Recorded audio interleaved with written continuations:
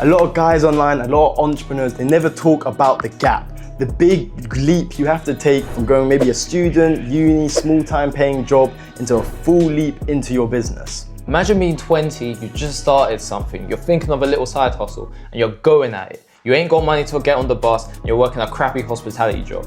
Or imagine being a student, you're never really good at school, never really did the revision, and you got A-levels stacking up, parents down your neck, no real headspace to actually focus on the business. That was us, and in this video, we're gonna go into the exact moment where we said, you know what, we're gonna take the risk, we're gonna make that jump. It was all laid out for us, the classic, the uni, 9 to 5, save up, get a nice house, and you get your couple holidays a year. And that was the path that I was heading down. After A-levels, got a hospitality job, hustling like everyone else was. A couple years down the line, I felt like I was lost. It all started though. I went in 866 and I thought, you know what, life can't be more than this. And then school coming at me as well. My mum's onto me. I knew I had to make a change, but I didn't know where I was gonna go. And my story was a little bit more short-lived. I didn't even get my A-levels in the end. Parents on me about my grades, revision constantly, barely any real results. Even though we were working hard, you see all the motivation, there was no results. And if anyone's young, you understand that parent thing. If you ain't seeing results, they ain't hearing you. So shit was tough. But that's low-key like the reason me and Brad are sitting here today. Like, it's just the difference between we backed ourselves a little bit more, not out of arrogance, just because we really thought we had something over what our parents had thought. And again, it's not a disrespectful thing at all, but we even say like, don't get advice of people you don't want to be like. Like, we have great lives, but if you want to do something and actually like start building a proper business, some people's parents ain't done that. So that's the last person you should actually be listening to. What were your parents saying? What's happening? I'll be honest, you know what the craziest thing my parents ever said? It was not my parents. My parents' friend, who was this like, they made her out to seem like really intelligent. She said, I would never be able to get an investor on board because they would want to look at my A-level results. I kid you not. So To this really? day, guys, no one has asked my A-level results, just in case that needed clarifying. So what was the moment that sealed it for us? For me, it wasn't like a specific conversation or anything, but I remember we've been hustling, and I fell in love with the game. So whether it was in class, whether it was outside class, I was calls, texts, emails, I was doing whatever I could to make the money. So I remember my mom had like called like a massive meeting with like my school. So I had, you know like the big lineup, you've hit the fan when it's like deputy head, head of house, head of sixth form, whatever teacher was there as well, all lined up. Like imagine like Arthur and his round table, right? And I'm sat here, and it was like scrutiny. They would like, I don't know what the exact word they used to this day. Like I keep forgetting this word, but it's like happy-go-lucky, as if like I thought nothing could go wrong.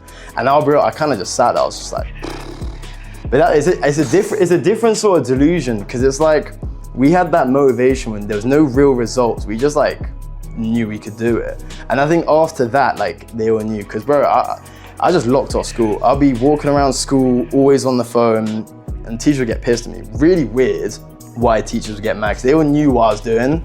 But yeah, I think after that, everyone knew like he ain't listening to no one. Yeah. But what would you say is for you? Me and this manager, we were going at it for months. She just didn't like me because, you know, I always just thought, why are you picking on me? Why are you picking on the guys? She cut my hours that week, and I was like pissed. I kind of have heard of that. When you get on the wrong side of the manager's side, they start fucking with your shifts. It's like fucking with people's money though, it's crazy. No, that's exactly what she was doing. So I had my expenses up, I was thinking, damn, I gotta be a good boy today. Gotta put on my suit and tie. And I'm coming in, she's just absolutely rinsing me. Yeah, go clean this, go clean that. Take out the bins, yeah. I'm not even gonna say too much. Got me taking the bins, and I just thought, man, all of this for just a humble £9.20 now? Because it went up like 50p. Because of inflation, something like that, yeah. All of this, I was like, you know what, I went home and I sat down and I took off my boots, because I had to wear boots because I didn't want the water coming in, and it messed up all my crepes. I went through three crepes at that job. And then I was just like, this ain't for me, man. Had to make a change there. ChatGPT, the resignation, sent it. Done and dusted. Next thing you know, they're having me in like I'm a new signing, thinking, trying to delegate. Listen, we can think, and I'm just like, listen. Yo, you see my notice? I'm at the game. But that's what the reality of it was like. When we were trying to like actually kickstart that thing, like obviously you have to balance that thing, but when we went full send, I mean, for me, it's like mentally, I was already clocked off school, clocked off anything else apart. I knew I wanted to do that. Even like I was trying about when I was like 14. So I knew I wanted to do that. I remember telling myself that if we hadn't landed a big deal or made like money by the start of my A-levels, it's one of them like none and done. I mean, looking back at it now, I was way past the point of return. Like I never was gonna pass my A-levels. In the end, I didn't get into uni as well. So I kind of had no choice but to make the leap. But I remember like, even like that like couple of months, like you're like, oh, I don't want to give too much time to the business. Like you're doubting yourself. You want to do the exams. And it's like weird because people are so like think, oh, exams are like the most important thing for like your whole life. Like even my boy behind the camera, guys, he's in the exact same position. Exams, he wants to jump fully into his business, but that whole thing of like parents being down your neck gets to you, and it stops hustlers hustling. What was Mumsy and Daddy saying, bro? What were they saying? What was Mumsy saying? What were they saying? Do you know what it is? The main thing that they said, and maybe it was like the way I was like portraying it, but they were like, if it was that easy, everyone would be doing it. That's like the famous line. But I'll be real, it's true, but the thing is like, that's like knocking down a trier. I think my parents, what they were saying to me, they were just like, to be honest, I didn't even tell my mum. I didn't even tell my mum. Kept it on the shush. I kept it on the shush. Kept it there. Because I didn't want anyone to know, because listen, let's be real. If you're gonna come out with something, you gotta come out with a little bit of a bang. I'll be real, you gotta keep on shush until it picks up. For me, I did the opposite though, because I was in the limelight. My teachers knew, everyone in my class knew, but it was obvious because I was always on the phone. Like imagine how we work nowadays. I was like that bit in school. So imagine no homework, no like exams.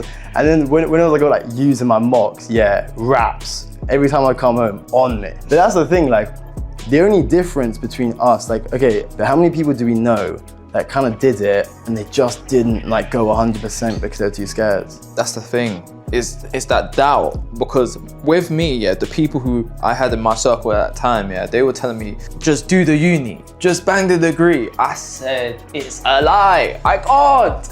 Honestly, I've never been in a situation where I tried to do it and I was just like, this ain't it. This ain't it. That was what my parents said as well. Uni is the only way to get a proper, stable, high income. The hard work's always gonna be there. You're gonna have to do the hard work. Yeah, because that's the thing, like, I think people will have like a little doubt, or maybe it won't work, or maybe people just give up. Maybe people we don't actually know anyone personally, but give up because it's too hard. Yeah. A lot of people like probably do that, but the thing is, like, I was talking to like my dad about actually, is that like you're gonna have to work hard eventually. And like, it kind of goes back to like, life always sucks, but it's like, whether you want to go to uni, go travel and delay your working like career as long as possible, you're still gonna have to save up for a house and get a place to rent. Like, that doesn't change. We're just doing it younger. We're just doing it younger so we can live it colder. Like, yeah. Because the thing is like, yeah, we had a crazy year, and it's like, we worked probably 16-hour days most days, and that's not even like over exaggerating. We kind of did it religiously. But to see what was possible from me being in like little me in A-levels to now generating over 1 million in booking, but like that's just possible. It's just the matter of backing yourself and kind of just like taking the jump. So my first ever property deal attempt, this was a property I saw on Open Rent. I saw it, I said, this looks good. I got in contact with the landlord and she invited me to the viewing. I was nervous, I'll be honest. I put on my best suit, I went on the Uber, and I met the landlord. So, side note, I promise you, if you're in a suit at a viewing, that's how you know it's your first time. Yes. Like anyone in a suit that I know they're a rookie. Go on, continue. No, and then I've gone in with my suit and I'm thinking, okay, I'll be right. I don't know what I'm doing here. I don't know what I'm doing. Tell them what you're meant to be looking at. Yeah, so I'm just filming everything. I'm not even gonna lie, I went around the property 8 times. The landlord was like, oh, is there anything I can help you with, this and this? We put in the offer and then she was like, yeah, your company's too new. Do you know what I said to her? Please, please. Stop begging. Nah, I didn't beg. We had to pull something out the fire. We had to pull out the big gun. We had to tell her, listen, I'm here. I want to be a hustler. I really want this. I'm going to be managing myself. And after some back and forth, she was thinking, oh, I don't know if I want to trust a 19-year-old, 20-year-old how to do this. And I just said, listen, like, give us 6 months. And then she signed. Bang. But that's the thing as well, like when you start, because you ain't got no credentials, you ain't got no backup, we ain't had no money, so you can't even like Bad credit. You can't even show some fat bank statement. Like you gotta rely on your ability just to like, kind of not like sell, but it's like just win them over, like get them feeling like, not sorry, but it's like all of our landlords now, like a good portion, all like us because we're like young and they like want to see us hustle, they like see them in like us or whatever that saying is. Like It's a people game, man. it's a people's game. It's not like you really didn't need the money. Because even now, obviously, we developed our business structure.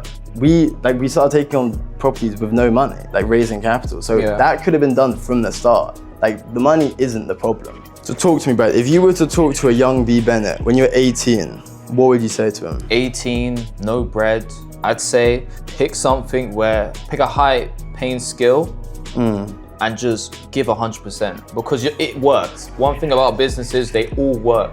It's just about, could you figure out the system? Could you figure out the nits and the crannies on how it works and how you can leverage it? Because it's all about leverage, my boys. Nah, literally. And I think I'll say to myself, kind of similar, just like, sounds a bit weird going against school, but it's like, learn. Like everything we've done to like a high quality is something we've done like a lot of research into. And it's like, just because you might not be good at school or like you might not find like academics interesting, don't mean that you don't have the thing to actually learn and take that time, because that's it. Like, it's not really a money game. It's like, how much do you know? And it's like, learn a high paying skill, just smash it out 100% every hour of the day and it's gonna pay you money. That's just like the reward of it. So that was our story. That was the situations we were in when we started our business. If you've got anyone watching that, any crazy stories, put it in the comments. Even like, hit our Calendly link, call us. We want to hear this sort of stuff. But anyway, subscribe, hit the notification button. We're gonna be making more videos, diving deeper into what our actual business does, how it operates, so stay tuned for that.